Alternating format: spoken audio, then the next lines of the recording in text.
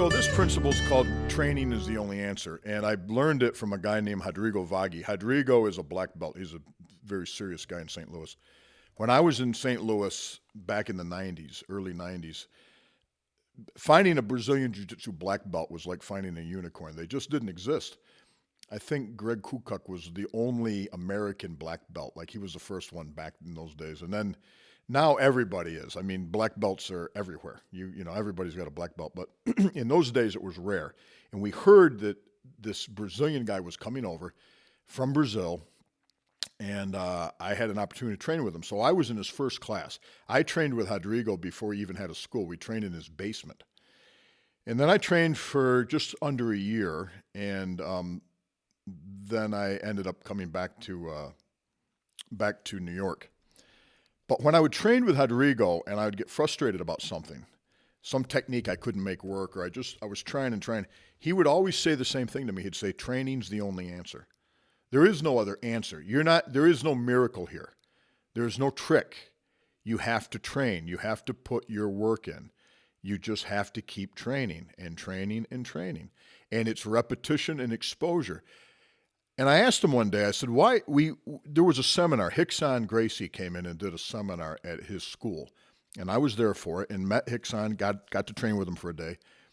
And Rickson, when you grapple Rickson, he feels lucky.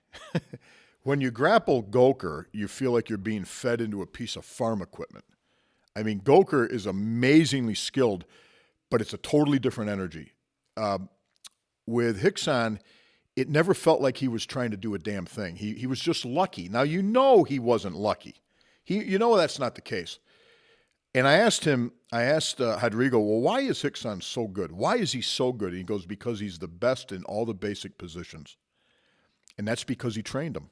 He trained them and trained them and trained them. And then I started to realize there isn't really black belt techniques per se. There's black belts doing the technique. You can take a fairly simple fundamental technique, and the difference between a person like Rickson doing it and, say, another person is he's doing so many little tiny things that are imperceptible to you that add up to be unbelievable.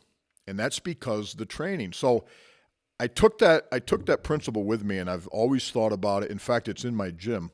Training is the only answer.